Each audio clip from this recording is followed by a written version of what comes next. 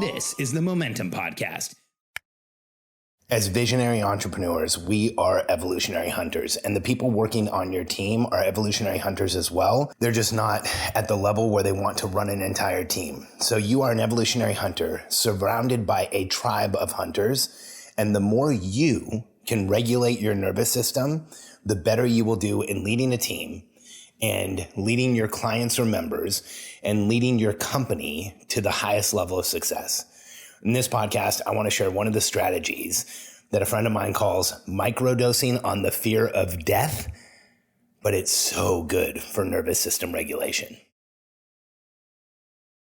I'm Alex Sharfin, and this is the Momentum Podcast, made for empire builders, game changers, trailblazers, shot takers, record breakers, world makers, and creators of all kinds. Those among us who can't turn it off and don't know why anyone would want to. We challenge complacency, destroy apathy, and we are obsessed with creating momentum so we can roll over bureaucracy and make our greatest contribution. Sure, we pay attention to their rules, but only so that we can bend them, break them, then rewrite them around our own will. We don't accept our destiny, we define it. We don't understand defeat because you only lose if you stop, and we don't know how. While the rest of the world strives for average and clings desperately to the status quo, we are the minority, the few, who are willing to hallucinate there could be a better future. And instead of just daydreaming of what could be, we endure the vulnerability and exposure it takes to make it real. We are the evolutionary hunters, clearly the most important people in the world, because entrepreneurs are the only source of consistent, positive human evolution, and we always will be. So it's been a while since I've done a podcast just on physiology and on some of the biohacking stuff, some of the hacks I use to regulate my nervous system. And what I'm going to share with you today is something that I never would have in a million years thought I would be sharing with people, but it's something that I do probably 5 to 7 days a week these days, and that is getting in a cold plunge. Now, I know there's kind of a steps up to cold plunging. I get in I actually have the cold plunge. If you can get one at thecoldplunge.com. And I think if you use my name, you get some type of a discount.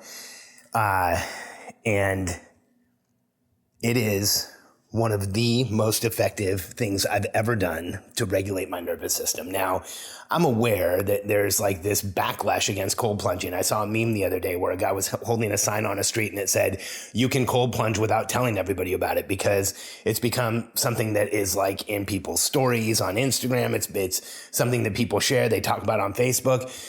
But I think there's a reason, because if you've ever tried this or if you ever start cold plunging, you start seeing a complete change in your own behavior. Now, let me just share with you a little background on this. Pre-COVID, so like 2018 or 19, a friend of mine, Shane Saunders, and his wife, Angie, and their daughters came out from Australia and spent a day at our house. It was in the winter, so the pool in our backyard was probably at around 40 or 45 degrees. And Shane and I were talking, and he's an incredible healer and breathwork instructor. And I worked with Shane personally for a couple years, one-on-one for breathwork. And I was in his breathing studio for a long time. Just an extraordinary, gifted instructor, coach, and healer. And he suggested to me as we were talking and we were doing some body work and some stretching, he said, we should go do a cold plunge. Let's go to the backyard and you can jump in the pool and I'll be there with you and I can help you count through it. And my immediate reaction was like, no way. I didn't realize this until that moment, but I had an extreme fear of getting in cold water. And we went into the backyard. By the way, this is like probably unselling a cold plunge, but I'm going to get to the good parts in a minute. I just want you to know my personal experience in case you have any reservations about this or think it would be difficult. It was one of the hardest things I've ever done. I jumped in the water in the backyard. It was freezing cold, and I had a meltdown. I started crying. I had this complete childhood response where I was crying and I was scared and my nervous system became dysregulated. I started breathing really heavily. And I remember trying to get out and Shane's like, no, stay in. And he like put his hands on my shoulders and held me in the pool. Not like held me, but encouraged me to stay through physical touch. It wasn't like he shoved me down, kind of, maybe a little bit of a shove. And I stayed in, and when he finally let me out, I'm like, Shane, how many minutes was I in there? And he goes, minutes? He said, you barely made it a minute. And he started laughing. And then I'm pretty sure he proceeded to jump in the pool and just hang out in there like nothing was happening for like 5 minutes. And I watched him, and I realized how hard it was for me. And I'm like, how did he do that? And I wish I could tell you I went and did it the next day, but I didn't. I was so scared from that first time that I didn't cold plunge again for probably 3 to 6 months. But in the back of my mind, it was bothering me. It was bothering me that I couldn't do it. It was bothering me because I'd read of all the positive benefits, how it triples the dopamine you have in your body, how it calms the nervous system, how it like changes things for you. And then Shane shared this phrase with me that he uses to describe both cold plunging and breath holds. And breath holds are where you do some breath work and then you blow all the breath out of your body and you hold it with no breath, which is incredibly hard. And he describes both as microdosing on the fear of death. And I remember him saying that and thinking, like, for some reason that compelled me. That made me want to do it again. That made me want to get back in the cold plunge. That made me want to get back in cold water. And so I finally started, and it was still winter. And so I went to our backyard and I got in the pool and I'm like, I can make it 10 seconds. And I did. I made it 10 whole seconds. And then I jumped out and waited until the next day. And the next day I thought maybe I can make it 15 seconds. And I did. And that progressed day after day, where I went from 10 seconds to finally getting to a minute, to finally getting to a minute and a half. And something really intense happened when I finally got to a minute and a half. My body let go. The tension in my body let go. I was able to breathe deeply. I could feel the fear and the anxiety and the emotions coming out of my body. And it was calming. And when I got out, I felt incredible. And then I started going from 90 seconds to 2 minutes. And very quickly, I made it to 3 minutes, 4 minutes, 5 minutes. And these days I do about 4 minutes a day. And if I have a little extra time, I'll go 6 or 8 minutes in 45 to 50 degree water. And here's what happens every day. When I get in the cold plunge in the morning, it's never easy. There's a voice in my mind trying to talk me out of it every single time. Every time. I've been doing this for years now. And every time I get in the cold plunge, there's this voice that says, you don't need to do this. You could take the day off. You can just go up and take a shower. And I have to calm that voice, overcome that voice of hesitation, that voice of anxiety, that voice of procrastination, that voice that so many of us hear for so many different reasons, not just cold plunging. I hear it all the time for all types of stuff. I have to calm that voice, overcome it, get in the water. I set a timer and I jump in, and the first thing I do is go underwater, and I count to 20 with my head underwater, of course, plugging my nose, because man, if you ever get cold water up your nose, it is a pain like you've never felt before. And then I come out and I sit there and I do breathing exercises. And I breathe really slowly in and out, or I do box breathing of breathing in for 4 seconds, holding for 4 seconds, out for 4 seconds, holding for 4 seconds. And every time, every day, I've overcome that voice of anxiety. I've overcome that voice of procrastination. I've done one of the hardest things I'm going to do all day, every single morning. And by doing this consistently and habitually, here's what I've noticed in my life. I'm far less triggerable. I'm much more calm and in my body. When something frustrates me, I can actually see the frustration, understand what my reaction should be, and approach it in a much more rational manner than I used to in the past.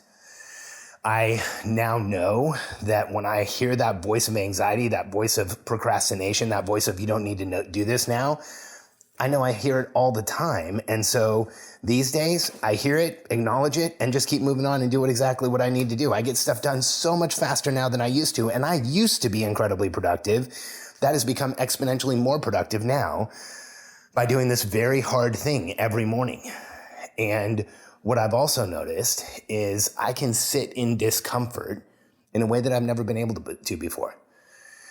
If I'm in a meeting that's uncomfortable, if I'm in a place where somebody's saying something that's uncomfortable for me, if there's something uncomfortable going on with my kids, I can observe that place of discomfort without having a reaction in a way that I've never been able to in the past.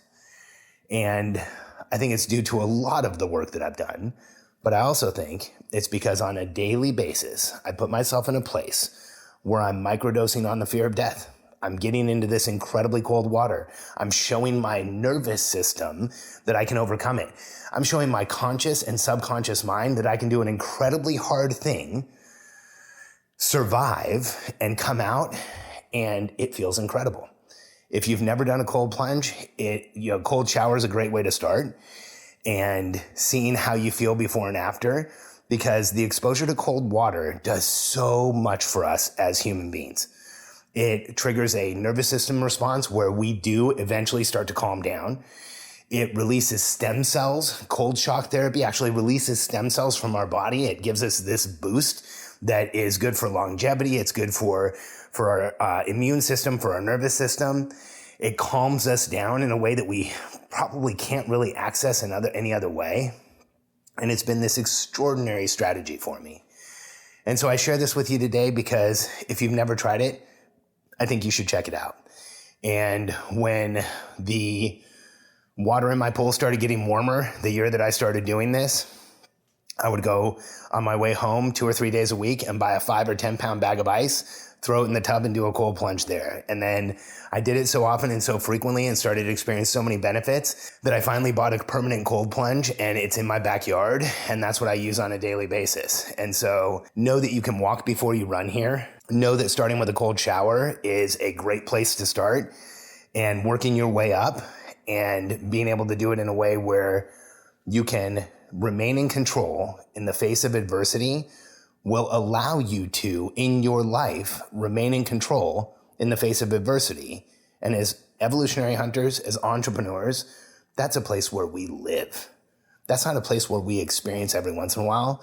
That's who we are. We put ourselves in adversity.